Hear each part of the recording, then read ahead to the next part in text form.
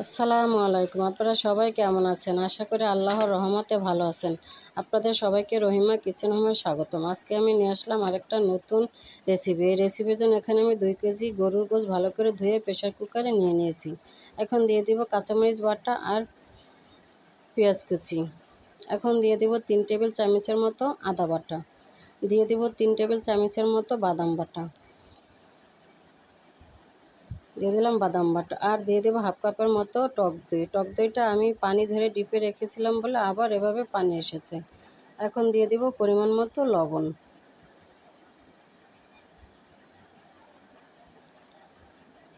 দিয়ে দিব জিরা ধনিয়ার গুঁড়া।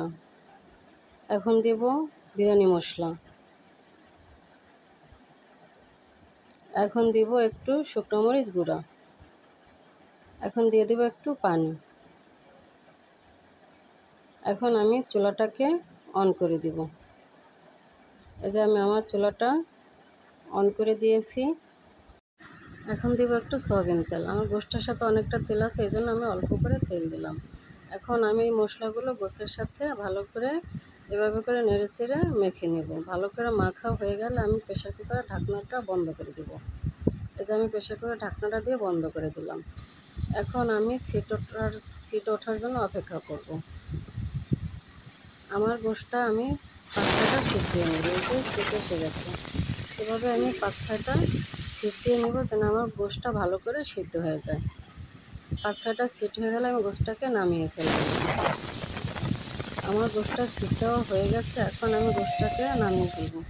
এই যে আমার প্রেসার কুকারটা নামিয়ে নিলাম। দেখেন এটার মধ্যে ভাপ আছে, ভাপটা যাওয়া পর্যন্ত আমি অপেক্ষা করব। পাশের চুলায় একটা হাঁড়ি বসিয়ে দিয়েছি। এখন দিয়ে দিলাম সয়াবিন তেল। সয়াবিন তেলটা গরম হয়ে গেলে দিয়ে দিব পেঁয়াজ কুচি। দিয়ে দিলাম পেঁয়াজ কুচি। পেঁয়াজ কুচিটা নেড়েচেড়ে ভেজে নেব। পেঁয়াজ কুচিটা কিছু ভাজা হয়ে গেলে দিয়ে দেব তেজপাতা, দারচিনি, এলাচ। পেঁয়াজ কুচিটা প্রায় ভাজা হয়ে গেছে। এখন দিয়ে দিলাম তেজপাতা, দারচিনি, এলাচ। এটা দিয়ে এখন কিছুক্ষণ ভাজবো।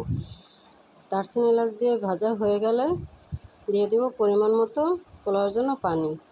এই যে আমার পেঁয়াজটা ভাজা হয়ে গেছে, দিয়ে দিলাম পরিমাণ মতো পোলাওর জন্য পানি। দিয়ে দেব একটু দুধ। দিয়ে দেব পরিমাণ মতো লবণ। পরিমাণ মতো লবণ দিয়ে দিলাম। এখন এটা বলক আসার জন্য অপেক্ষা করব। এখানে কিশমিশ, আলু বখরা, পোলাওর চাল ধুয়ে রেখেছি।